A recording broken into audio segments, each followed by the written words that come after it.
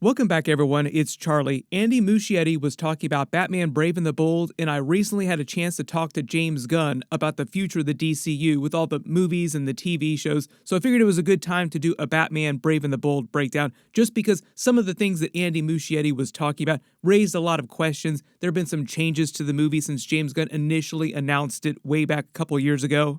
Based on everything that James Gunn has also said about Batman, taking him at his word, this also still means that he plans on casting a completely different actor to play his DCU Batman than Robert Pattinson Batman. There are a lot of people still wondering what those changes actually mean. James Gunn has actually clarified those in the past, so we'll break it all down. If you're brand new to the channel, be sure to subscribe to get all the videos because there's going to be a lot of Batman stuff happening in the next couple of years because of the Batman Part 2 with Robert Pattinson and Matt Reeves, the Clayface movie, which is happening next year along with the Supergirl movie. There are two big DCU movies coming out next year. One of them happens to be a Batman-related movie. Then finally, Batman Brave and the Bold after that. So if you didn't see the actual clip of Andy Muschietti talking about Batman Brave and the Bold, this is actually what he said. I have to wait a couple of months to start talking about it. Couple of months, okay. I don't know. We like that.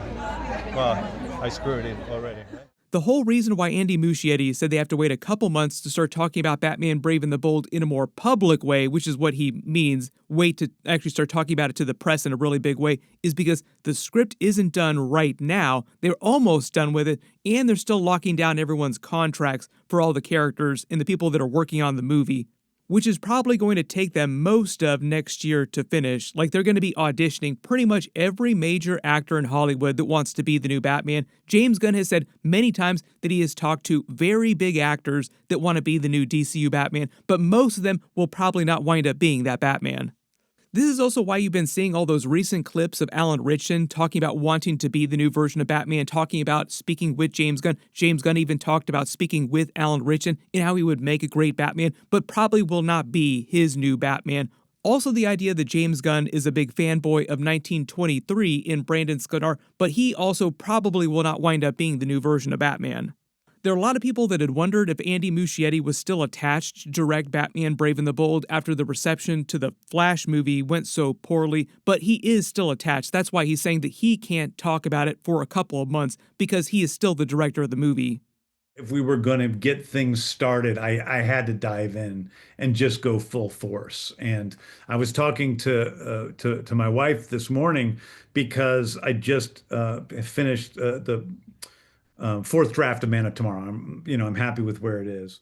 One of the other reasons why they still have to wait a few months to start talking about the new version of Batman in the DCU is because they'll be starting production of the Superman 2 Man of Tomorrow movie around that same time. So they want most of the focus to be on that behind the scenes and in front of the camera, like all the fans, mostly talking about Superman related stuff, because we also have the Supergirl movie coming out next summer, and that's like their next real big movie as part of the DCU, like real big budget movie, and also the Clayface movie towards the end of the year, which is also kind of a Batman-related movie without a lot of Batman in it. That being said, though, James Gunn has talked previously about the changes that have happened to Batman Brave and the Bold since they first announced the movie, and they're mostly to do with Damian Wayne, Batman's age when he becomes a father during the actual movie, and the League of Assassins-related stuff. This is what he actually said. I like where we are, and then when the interviewer asked him about Damian Wayne being in the movie, he said, plenty of things are still in flux. Then the interviewer questioned him about Batman's age in the movie. If Damian Wayne is 10 years old in the comics when he's introduced, will Batman be in his mid to late 30s? And James Gunn's answer was, no, I think you have to wait and see the movie. He didn't want to reveal everything about the movie before it actually comes out. Some things have changed. Plenty of things are in flux on what the situation is with his parentage and all that stuff. When the interviewer pressed James Gunn for his remarks about Damian Wayne's parentage, is whether or not he was still in the movie, James Gunn would not give him a yes or no, is Damian Wayne in the movie. He said, I think you'll just have to wait and see exactly what's happening. Then later on social media, as James Gunn does all the time, like he answers fans' questions all the time for clarifying statements like, you said something, what does this mean? What do you mean by this? He actually said his comments about Batman's parentage were in regards to how and when Bruce becomes an actual parent, not if he becomes a parent. So I think this confirms Damian Wayne is still meant to be in the movie. And when he says things are still in flux relative to that, he's talking about the big plot details of Batman's backstory in the movie, details on exactly how old Damian Wayne is supposed to be in the movie, how old Bruce Wayne is when he fathered Damian Wayne with Talia al Ghul, what the DCU version of the League of Assassins, Ra's al Ghul's backstory are going to be, what their history with Batman is going to be when the movie picks up, if he encountered them and Talia al Ghul more than 10 years ago, assuming Damian Wayne is a preteen, like very young teenager, 10 to 13 years old, very young when the movie picks up. And how all those details will affect how old Batman is when the movie actually picks up. So it won't have a ton of effect on the actual actor that they cast as the new Batman, as long as he's within a certain 5 to 8 years time range. They can use makeup, practical effects, special effects to tune his face up like face work to make pretty much any actor within a certain range look however old they want to on screen. Even with Batman, if I was doing Batman, I could get into it. Batman's a maniac, so he puts on a scary bat costume and goes out and tries to scare people. I don't think they're going to hijack the entire movie just to be about Damian Wayne's backstory, but we'll probably get a little bit of his backstory and some echoes of that in the first movie. Then they'll just bring the character back in other future DC movies, and when they do that, they'll do more of his backstory each time. They actually spent a lot of time in the animated movies getting into his backstory back in the day, like Son of Batman, Batman Bad Blood. Most of the movies adapt bits and pieces of his comic book backstory. They're not meant to be exact copies, but a lot of you probably remember at least seeing some parts of these movies. Ra's al Ghul, failing to convince Bruce Wayne to become his heir, taking over the League of Assassins, uses Talia al Ghul to honeypot him into having a child, Damian Wayne, who he can then groom as his successor. Like he wants Batman, but the next best thing is Batman's son. Which is why Damian Wayne spends the first part of his life, like the first 10 years of his life growing up, being so much more hardcore than the other Robins because he's raised by Ra's al Ghul. Then eventually Talia al Ghul reveals Damian's existence to Batman, saying she wishes him to train Damian, like, I want you to be the boy's father and train him in your ways.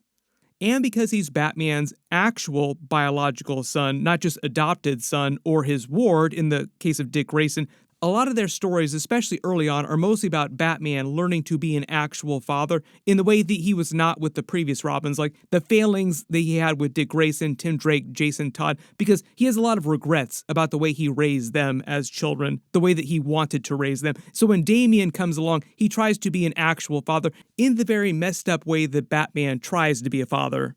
While this is all going on in the background, he's busy trying to raise Damian not to be a monster like Ra's al Ghul wants him to be. You also have Ra's al Ghul and Talia who keep trying to twist Damian evil and Ra's himself, using him at various points to stay in power himself. There have also been a lot of other DC stories in the comics they've done where they show you the older future versions of Damian who has taken over the League of Assassins, and other future Batman stories where he's taken the mantle of the Bat. Like, what is the Damian Wayne version of Batman like? A very, very hardcore version of Batman. DCU Damian Wayne obviously is only going to be like 10 to 13 years old when they introduce him, so it's going to be a long, long time. But you should expect a lot of that, like echoes of what his destiny is supposed to be through all the stories that he appears in. Don't look so stunned, Father. I thought you'd be taller. James Gunn did not say a lot about Bat Family during Brave and the Bold. There might be a little bit. I'm not expecting all the Robins to appear. Like, that's just a lot of characters. Dick Grayson would already be Nightwing, so I'm hopeful that they'll at least do a little Nightwing during the movie. Because they're also supposed to be doing the DCU Teen Titans movie, and Dick Grayson is supposed to be in that. And there's a dynamic duo movie, which I don't think is supposed to be DCU technically, but it's Dick Grayson in a Jason Todd movie. Probably the next real big reveal that James Gunn made, though, during a similar interview was that they're not going to wait that long before actually releasing Batman Brave and the Bold, despite Matt Reeves continuing on with the Batman 2, the Batman 3 with Robert Pattinson off in his own Reeves-verse. James Gunn said they wouldn't wait until 2030. That means 2028, 2029 at the latest. Once they announce they start filming, it typically takes them about 2 years to make and release a big movie like that, meaning they're still well within that window. So we actually might be heading to a situation where we have Matt Reeves' The Batman 2, then another DCU Batman movie the year after that. 2 Batman movies in back-to-back years. That's going to be a whole other thing too, because Matt Reeves is still developing more TV show Batman stuff in his universe. James Gunn sounds like he will also start doing some Batman-related TV shows set inside the DCU. When he was asked how they're going to deal with this, having multiple Batman actors running around at the same time on screen, he actually said that they're not worried at all. Like, he on a corporate level, like behind the scenes, and the other Warner Brothers people, DC people, are not worried about confusing casual audiences and it hurting box office. He actually claimed he didn't think the casual audiences would have any problems dealing with it, they wouldn't find it confusing, and in his opinion, it was only the hardcore fans who were really confused because they get too inside baseball about the continuity and how everything works together movie to movie, especially with DC having a lot of Elseworlds movies at the same time that everything is supposed to be canon. You can all let me know in the comments if you agree with what he's saying, that having two different versions of Batman on screen at the same time will not be a big problem.